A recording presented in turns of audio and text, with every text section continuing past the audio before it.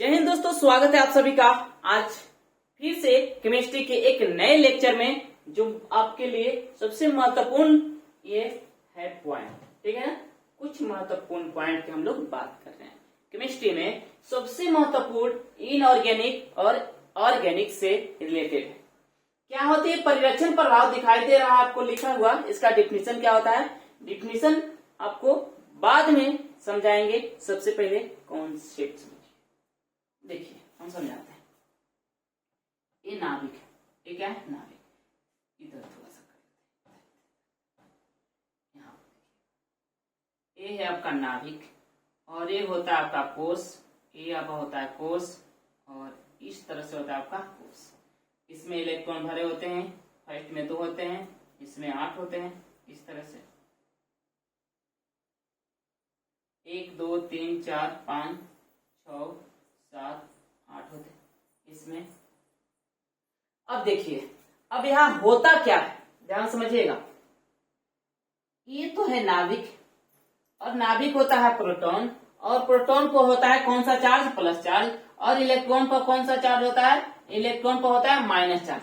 Proton पर होता है प्लस चार्ज, नाभिक बोलते हैं।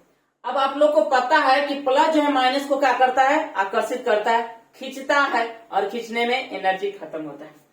तो ध्यान से समझिएगा, ये नाभिक जो है ना, इस कोषों को खींचता है। मतलब कोषों को खींचने का मतलब, इसको कोष बोलते हैं, इन सभी 3 कोष है। तो कोष का खींचने का मतलब कोष में के इलेक्ट्रॉनों को अपनी तरफ खींचता है। कोष का खींचने का मतलब कोष में जितने भी इलेक्ट्रॉन अपनी तरफ क्या करता है? खींचता है। तो ये जो नाभिक है, जो प्रोटॉन है, ये अपना प्रभाव दिखाएगा इस पहला कोष पे भी, दूसरा कोष पे भी, और तीसरा कोष, सभी को खींचने की कोशिश करेगा अपनी तरफ। तो आप बताइए कि अगर ये खींचे तो सबसे ज्यादा किसको खींच पाएगा? नजदीक वाला को खींच पाएगा। जो नजदीक है उसको ज्यादा खींचेगा। ठीक है, जो नजदीक है तो इस कोष को ये ज्यादा खींच पाएगा। अब ध्यान समझिएगा, जब ये इसको खींचेगा तो ये बाहरी वाले कोषों के लिए ये दोनों इलेक्ट्रॉन हम रक्षा कर देते हैं। जैसे ऐसे समझिए कि जैसे मान लेते हैं रास्ता खींची हो रहा है इधर से, तो मान लेते हैं कि इधर ही व्यक्ति है, इधर भी 2 व्यक्ति हैं, इधर भी है, इधर भी है। तो जब इधर की ओर खींचा जाएगा तो ये दोनों मिलके मान लेते हैं, ये नाभिक है, इस तरह मान लेते 2 व्यक्ति हैं, तो ये खींचेंगे तो सबसे पहले कौन खिंचाएगा? ये आगे खिंचाएगा।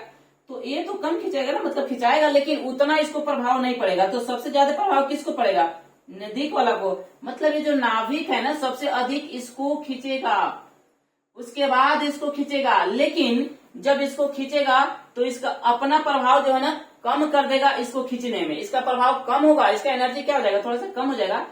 ये दूर है कोष, ये कोष क्या है? दूर है इससे, तो इस पे थोड़ा बल कम लगा पाएगा।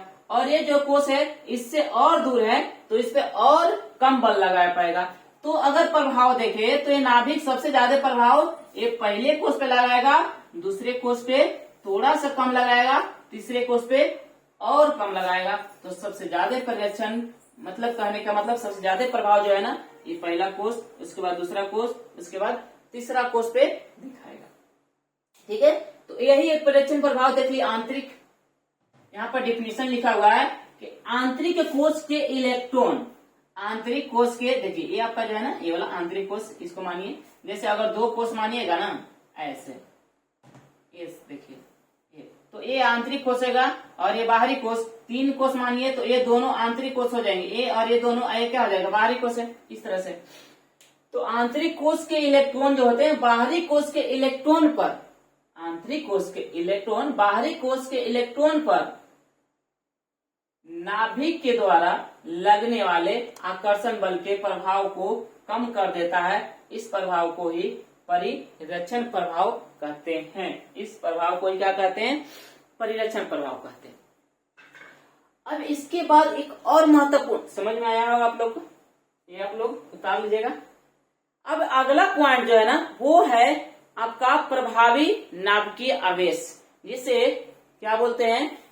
Effective nuclear charge. Effective nuclear charge बोलते हैं। वो अभी हम समझा रहे हैं, तो इसे मिटाते हैं, उसके बाद आगे बढ़ते हैं।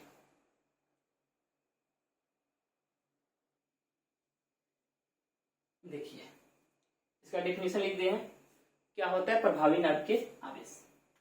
तो प्रभावी नाभिकीय आवेश जिसे हम इफेक्टिव न्यूक्लियर चार्ज बोलते हैं, अगर संकेत में देखा जाए तो इसे हम जेप कहते हैं। बाहरी कोष पर नाभिक के आकर्षण बल का जो प्रभाव होता है, जैसे अभी हम समझाए सीडिंग इफेक्ट, प्रदर्शन प्रभाव, तो यहाँ पर हम देखें इस तरह से एक कोष होता है, इस तरह से, ठीक है, एक कोष, दो कोष, तीन कोष, चार कोष, ठीक है, इस तरह होता है। तो बाहरी कोष पर, सबसे बाहरी कोष यहाँ बात कर रहे हैं, आंतरिक नहीं, सबसे बाहरी कोष पे, ये क्या आपके बाहरी कोष, ये है आपका बाहरी। तो बाहरी कोष पर नाभिक का जो आकर्षण होता है, यहाँ पे जो आकर्षण होगा, जो अपना इस पे नाभिक जो इस बाहरी वाला कोष पे जो अपना जितना बल दिखाए, उस बल को ही, आकर्षण बल जितना दिखाए, उस बल को ही क्या कहते हैं? प्रभावी नाभिकीय आवेश। जैसे ये पहला कोष जो है दूसरे कोष की रक्षा करता है, और देखिए ये तीसरा कोष जो है ना, तीसरा कोष को रक्षा करने वाला ए भी है, और चौथा कोष को रक्षा करने वाला ए भी है और ए भी है, मतलब तीनों है, ठीक है। तो ये बाहरी कोष वाले को तीन वो कोष रक्षा करता है, मतलब यहाँ पे जितने इलेक्ट्रॉन है, इनमें के कोष के जो इलेक्ट्रॉन रहते हैं सबको क्या करते हैं? रक्षा, बाहर वाला को रक्षा करते हैं। इसी तरह से यहाँ पर बोले थे, इसी प्रकार कि जो पहला कोष सबसे ज्यादा यहाँ पर खींचाएगा, क्योंकि इसको रक्षा करने वाला है। देखिए तो इससे पहले कोई कोष है नहीं है, ये पहला कोष ही है, तो सबसे ज्यादा यही क्या होगा? नाभिक की तरह आकर्षित हो जाएगा। लेकिन इसको रक्षा करने वाला तो ये हो गया, ये तो पहले ही अपना इधर की ओर खींच दिया, ये अपना इस पे प्रभाव दिखा दिया, तो इस पे तो कम दिखाएगा। तो धीरे धीरे धीरे इधर की ओर जो सबसे कम प्रभाव दिखाता है, यहाँ पे सबसे बाहरी कोष पे जो आकर्षण होता है नाभिक का सबसे कम होता है, इसी को जेब कहते हैं। धीरे धीरे जो होता है ना, इस कोष का जेब अधिक होगा। जेब कहने का मतलब, इसे संकेत में जेब कहते हैं। जेब कहने का मतलब ये जो है ना, इस पे कितना प्रभाव दिखा रहा है, अपना प्रभाव इस कोष पे कितना दिखा रहा है, अपना प्रभाव इस कोष पे कितना दिखा रहा है। तो ये जो है सबसे ज्यादा इस पे दिखाएगा, उससे के बाद इससे कम, उसके बाद इससे कम, इसके बाद इससे कम। तो अब ये ध्यान समझिए, ये जब अपना प्रभाव दिखा रहा है तो ये क्या कर रहा है? अपनी, मतलब कि जितने कोष है उसको अपनी तरफ खींच रहा है। मतलब इसके पास अगर ज्यादा कैपेसिटी है तो सभी कोष को थोड़ा थोड़ा थोड़ा क्या कर लेगा? खींच लेगा। मतलब यदि जेब ज्यादा है, जेब ज्यादा करने का मतलब प्रोटॉन की संख्या बढ़ रही है, प्रोटॉन की संख्या क्या हो रही है? बढ़ रही है, तो जेब ज्यादा बढ़ेगा, मतलब जेब बढ़ेगा, प्रोटॉन की संख्या बढ़ेगा।